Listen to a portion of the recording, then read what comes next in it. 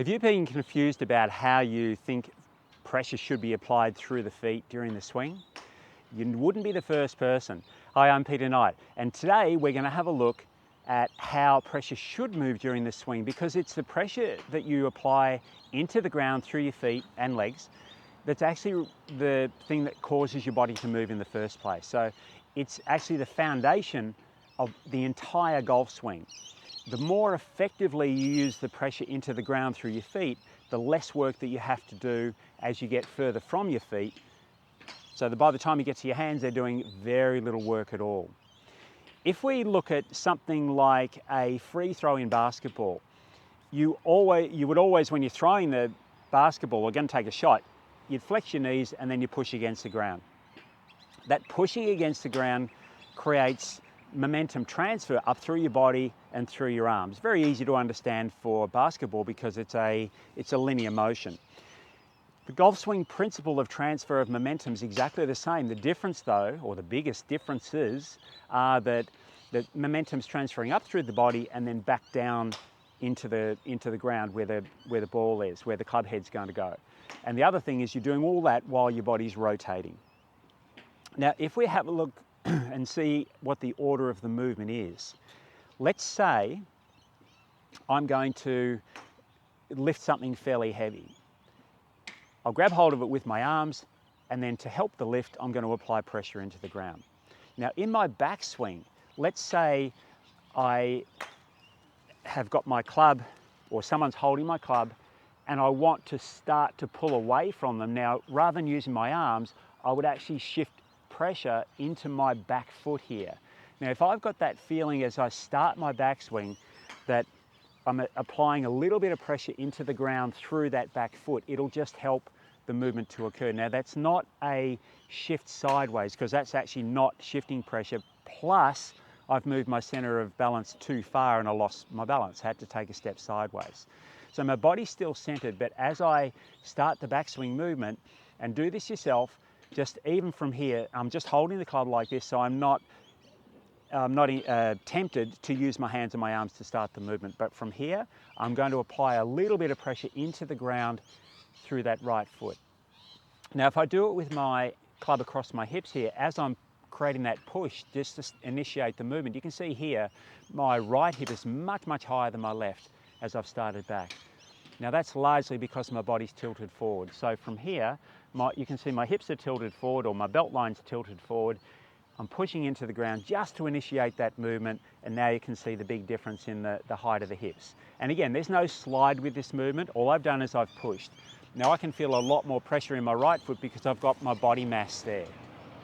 Now, once I've started that pushing motion, that's given me the momentum that's going to allow the club to continue swinging back to the top of the swing. So I've really only applied a little bit of pressure, and only for a short time during that backswing. So I'm not going to apply it through the entire backswing. It's just enough momentum, just enough movement to create the momentum that will carry the club to the top of the swing. In the downswing, it's the movement going to my left foot, but it's a much greater pressure than what I did into my right foot in the backswing. So from the top of my backswing, as I start my downswing, I'm going to apply a lot of pressure into the ground through my front foot. Now, at the same time, my arms are gaining speed during the downswing. So I'm applying the pressure into both feet, but predominantly through the left, particularly because I'm moving that way and turning that way. So back to the top, feel that applying pressure to the ground. Now, when my hands get to about, say, halfway down here, I can ease off on that pressure. I don't want to keep applying it all the way through the downswing. I don't know what sort of shot I'll hit, but it's certainly not going to be effective. So from the start of the downswing, I can feel pressure applied to about halfway down, and then I'll just let it go, and the club will just swing. So provided I do allow it to go. Now, the other thing too is that my arms have gained speed through that part of the downswing, and then I don't have to continue that feeling of accelerating my arms. In fact, they will slow down from this point to impact. So now if I put them together, and I'll do it really slowly so it's not going to have much rhythm or anything like that. So I'm starting to apply the pressure. That's created the momentum to get my club moving back, and then the momentum carries my club to the end of the backswing. Now, in a continuous motion, so I'm not stopping at the end of the backswing, but a continuous motion, the club will get back to here. Now a pressure is being applied into the ground through my front foot as my arms are accelerating. Now the arms stop accelerating, the pressure eases, and that will cause the club to swing. Do some practice swings. Remember to keep the pressure out of, or tension out of, arms, shoulders, hands and wrists as you do it.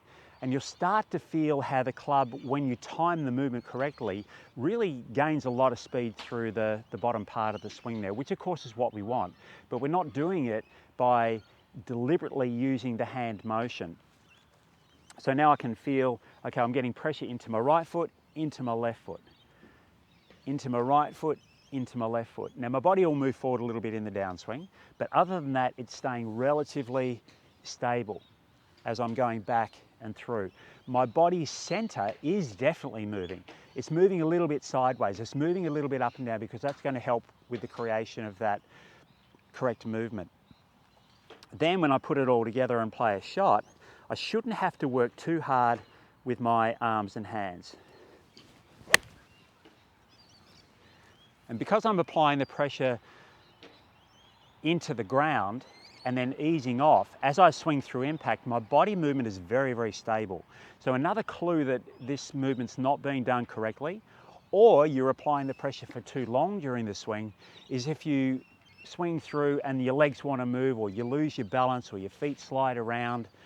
So different ways that you can check this movement all stem from learning to do it properly, and then you'll recognize if you're not doing it correctly. But work with that feeling of how that pressure is moving through your feet.